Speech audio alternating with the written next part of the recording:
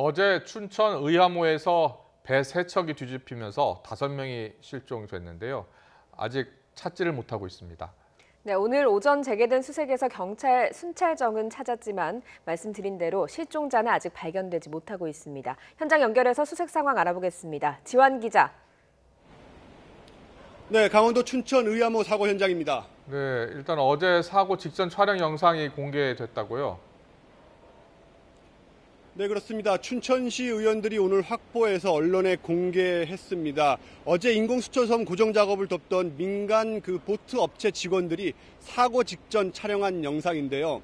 영상을 좀 보면 저 멀리서 하얀색, 파란색이 섞인 배가 보입니다. 전복된 뒤에 물살에 휩쓸려 내려간 경찰 순찰선입니다. 그리고 그 옆으로 역시 전복된 춘천시 행정선과 고무보트도 보입니다. 저런 식으로 철제 와이어가 있는 곳까지 댐까지 흘러갔는데요. 미처 빠져나오지 못하고 와이어에 걸려 전복됐습니다.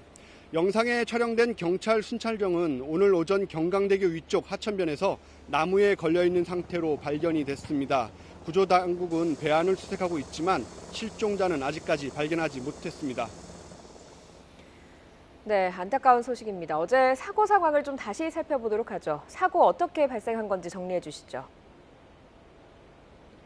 네, 의암호의 고정덱에서 정박 작업을 하던 인공수초섬 고박 작업이라고 하는데 이걸 고정하기 위해서 하고 있었는데 계속해서 섬이 의암호 쪽으로 떠내려왔습니다. 그러다 보니까 이 과정에서 수상통제용 철제 와이어에 선박이 걸렸고 순식간에 배가 뒤집혔습니다. 사고 선박 모두 3척이었고요. 뒤집힌 배에는 모두 8명이 타고 있었습니다. 1명이 숨지고 2명이 구조돼서 실종자는 모두 5명입니다. 실종자 가운데에는 현직 경찰관과 50일 전 아이를 낳고 휴가 중이던 30대 시청 공무원도 있었습니다. 수색 작업이 펼쳐지고 있지만 댐 방류 등으로 유속이 빨라 쉽지 않습니다. 수색 당국은 현재 유속을 초속 3m 정도로 추정하고 있는데 평소의 10배에 이릅니다. 급류에 어디까지 떠내려갔을지 짐작하기 어려운 상황입니다. 실종자 가족들과 춘천시는 소양강댐이나 의암댐 방류를 늦춰달라고 요청했지만 댐 수위가 워낙 높아서 받아들여지지 않았습니다. 네, 어제 비가 많이 내렸기 때문에 매우 위험한 상황이었는데 이 위험이 충분히 예견된 상황인데도 왜 굳이 이런 작업을 진행해야 하는지 의문입니다. 누가 이런 지시를 했는지 밝혀진 내용이 있습니까? 네, 실종자 가족들도 그 부분을 가장 궁금해하고 있습니다. 이재수 춘천시장이 오늘 오전에 기자회견을 했는데요. 기자회견의 핵심은 위험에 빠지자 먼저 빠져나오라고 탈출을 지시한 거는 맞다. 하지만 이 작업을 처음 지시한 게 누구인지는 확인하지 못했다라는 게 바로 핵심입니다. 결국 용역업체 직원들이 고무보트를 타고 먼저 수초섬 유실 방지 작업을 하고 있었고 이후 시청 행정선과 경찰 순찰선이 합류한 것으로 파악됐다 이렇게 말했습니다. 급류에 댐 방류가 있었고 기간제 근로자의 경우에 이 하천 부유물 제거 업무 담당자라는 점에서 업무 지시를 누가 내렸는지 모르겠다는 건 좀 변명이 다소 군색한데요.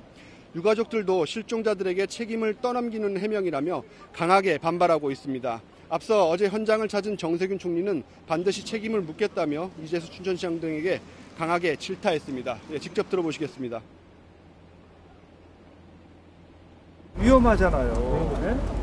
이거 수초 떠내려가면 그만이지. 그까짓 거 생명하고 어떻게 그걸 바꿔요.